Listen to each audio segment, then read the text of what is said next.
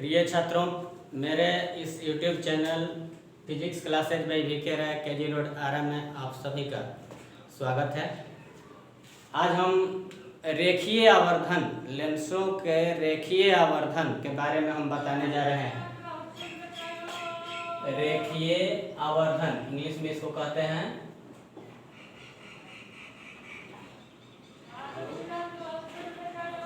Linear magnification.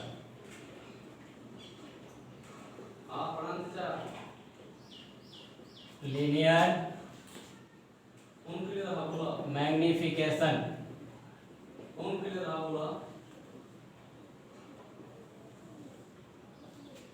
Linear magnification किसे कहते हैं?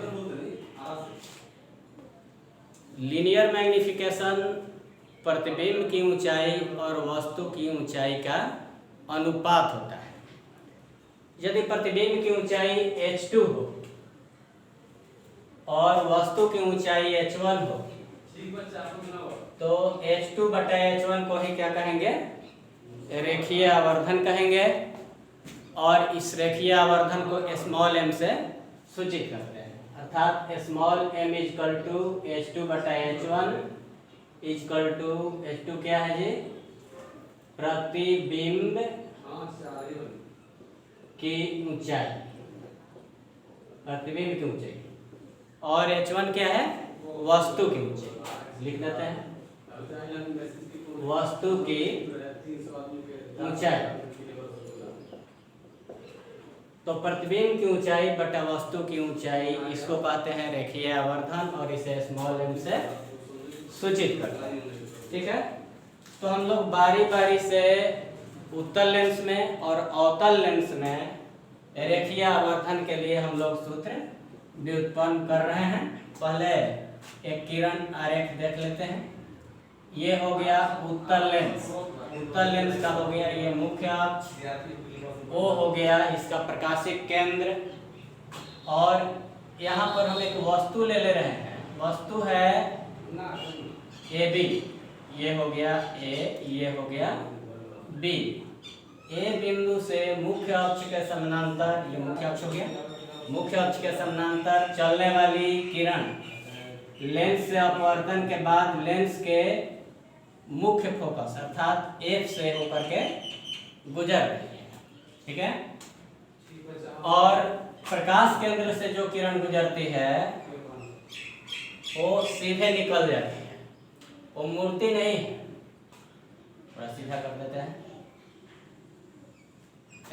सीधे निकल जाती है, मूर्ति नहीं है। जहां पर दोनों अपवर्तित किरणें एक दूसरे को मिलती हैं, एक दूसरे को काटती है, उस बिंदु पर क्या होता है? प्रतिबिंब बन जाता है।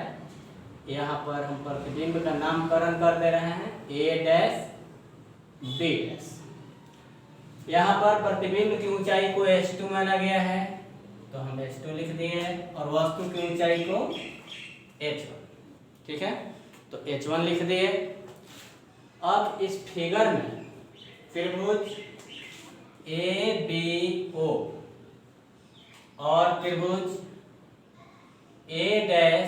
A'-B'-O को देखा जाए। ABO, त्रिभुज ABO और त्रिभुज A'-B'-O, तो यहाँ पर देख सकते हैं कोण B और कोण B' 90 डिग्री है, तो बराबर है। यहाँ पर AOB और यहाँ है A'-OB', दोनों शीर्षाभिमुख कोण हैं और इसलिए बराबर है। ठीक है, तो तीसरा कोण तो अपने आप बराबर हो जाएगा, कोण BAO और कोण B'-A'-O, तो ये। ठीक है, तो ये दोनों तो अपने आप बराबर हो जाएंगे, इसलिए दोनों त्रिभुज क्या हो जाएंगे? समरूप। और समरूप त्रिभुज की संगत भुजाएं समानुपाती होती हैं। कैसे होती हैं? समानुपाती, अर्थात संगत भुजाओं का अनुपात समान होता है। तो देख सकते हैं त्रिभुज A'-B'-O में अगर हम भुजा लेते हैं A'-B', तो इसकी संगत भुजा त्रिभुज ABO में कौन सी होगी? AB तो हम यहाँ पर ए बी लिख दिए।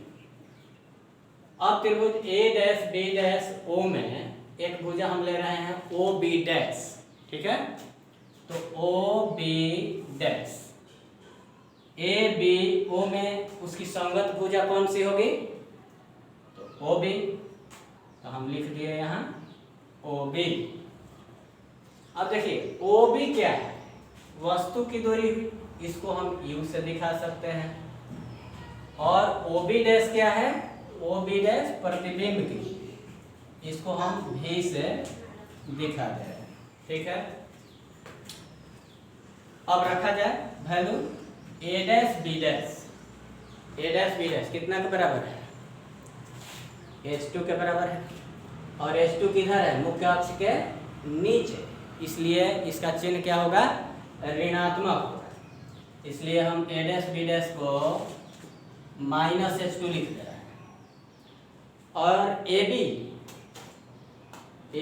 बी मुख्य अक्ष के ऊपर, अतः ये धनात्मक होगा। इसका मान कितना है? H1। तो H1 को हम धनात्मक लिख दे रहे हैं, ठीक है। अब ओ बी डैश भी के बराबर है और प्रकाश केंद्र से दाईं ओर है, इसलिए यह धनात्मक होगा। और ओ बी डैश कितना के बराबर है? भी के बराबर ना, तो भी लिख दिए बटा ओ बी। तो ओ बी कितना के बराबर है? यू के, और ओ के बाएं है, माने प्रकाश केंद्र के बाएं है ये दूरी, इसलिए ये क्या होगा? ऋणात्मक। इसलिए यू के जगह पर हम क्या लिख दें? Minus you. ये माइनस और ये माइनस साथ। अब क्या हो जाएगा? H2 बटा H1 बराबर भी बटा यू, ठीक है। और H2 बटा H1 को हम क्या लिखते हैं? ये m लिखते हैं। m इक्वल टू H2 बटा H1, मैंने प्रतिबिंब की ऊंचाई बटा वस्तु की ऊंचाई बराबर v बटा u। तो v बटा u अर्थात प्रतिबिंब की दूरी बटा वस्तु की दूरी, ठीक है। इसको हम समीकरण 2 मान ले रहे हैं, ठीक है।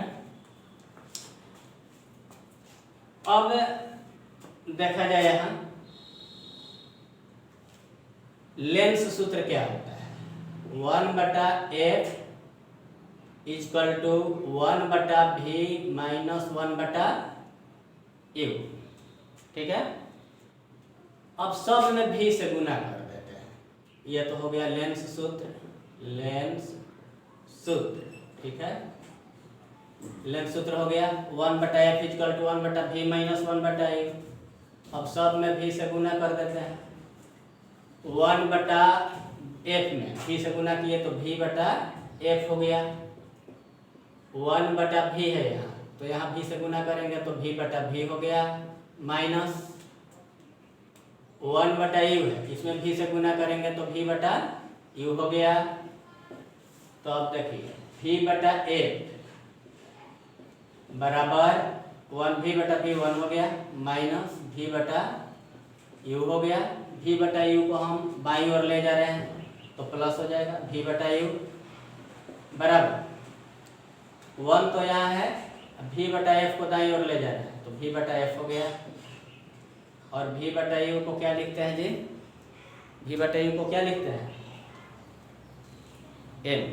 m लिख दे रहे हैं, तो ये हो गया m equal to 1 minus v बटा f, ठीक है। इसको हम समीकरण 3 मान ले रहे हैं। फिर से हम लेंस सूत्र को लिख रहे हैं। लेंस सूत्र 1 बटा f इक्वल टू 1 बटा v माइनस 1 बटा u, ठीक है। अब सब में u से गुना कर दे रहे हैं, तो u बटा v इक्वल टू u बटा v नहीं, u बटा f इक्वल टू u बटा v माइनस u बटा u। तो u बटा f इक्वल टू कितना हो गया? u बटा v, ये u है, माइनस u बटा u 1 हो गया, ठीक है। तो u बटा v इक्वल टू कितना हो जाएगा? u बटा v ऊपर लिख दे रहा है और u बटा v इजकल u बटा f और 1 उधर जाएगा तो +1 हो गया, और u बटा v इजकल टू कितना हो जाएगा, इसको हल कर दिया है, हल करने पर आ रहा है u प्लस f बटा f, तो यहाँ आ गया u प्लस f बटा f। अब इसको उलट लेते हैं, तो v बटा u इजकल टू f बटा u प्लस f हो गया। यहाँ पर u बटा f है, u बटा v है, 1 जाकर उधर प्लस हो गया, ठीक है, f बटा u प्लस f, ठीक है। ये भी लेंस के लिए रेखीय आवर्धन का सूत्र है। v बटा u बराबर क्या होता है, m होता है, m इजकल टू कितना हो गया, f बटा u प्लस f, ठीक है। तो ये हम समीकरण 4 मान ले रहे हैं, और समीकरण 2, 3 और 4 को देखा जाए तो देख सकते हैं कि यहाँ m इजकल टू कितना है, h2 बटा h1 यहाँ पर है, v बटा u यहाँ पर है, यहाँ पर देखा जाए तो आ रहा है कितना, m equal to 1 minus v बटा f, और यहाँ पर देखा जाए तो कितना है बताइए, यहाँ पर f बटा u प्लस f, ठीक है। ये फाइनल 5वां समीकरण हम मान लिए। ये सभी लेंस के लिए रेखीय आवर्धन के सूत्र हैं, ठीक है।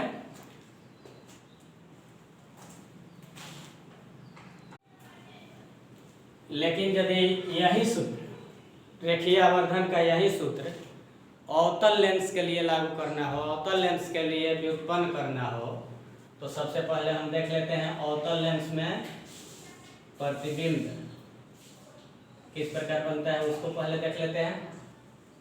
एक वस्तु है यहाँ पर AB, और A बिंदु से मुख्य अक्ष के समानांतर चलने वाली जो किरण है वह लेंस के मुख्य फोकस से आती हुई प्रतीत होती है। अपवर्तन के बाद हम इसको ले रहे हैं,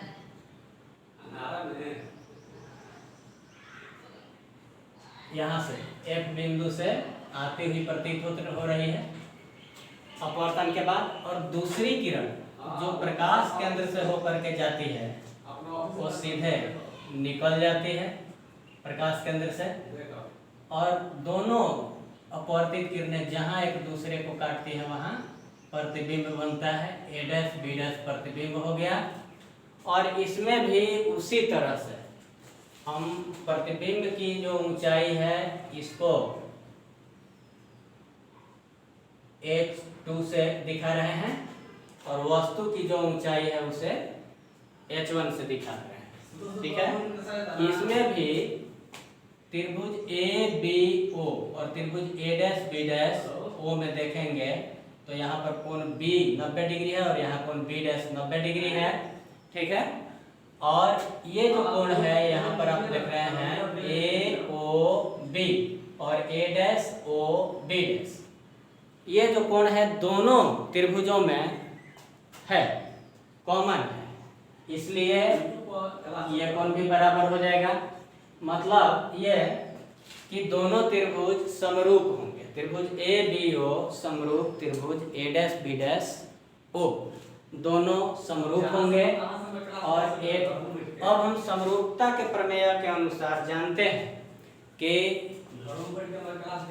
दो समरूप त्रिभुजों के संगत भुजाएं समानुपाती होती हैं, ठीक है।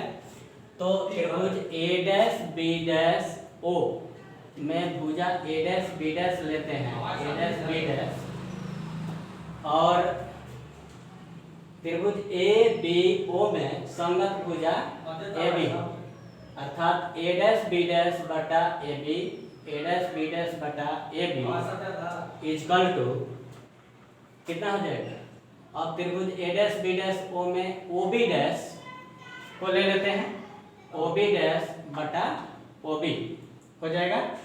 तो ए डैश बी डैश बटा A B, A dash B dash बटा ए बी बराबर ओ बी डैश बटा ओ बी। अब ए डैश बी डैश कितना के बराबर है, ए डैश बी डैश H2 के बराबर है और मुख्य अक्ष के ऊपर है, इसलिए इसको प्लस में लेंगे, यहाँ पर प्लस H2 हो गया। ए बी भी मुख्य अक्ष के ऊपर है और यह भी धनात्मक होगा, मतलब यहाँ H1 लिखेंगे ए बी के जगह पर, ए बी के जगह पर H1 लिख दिए।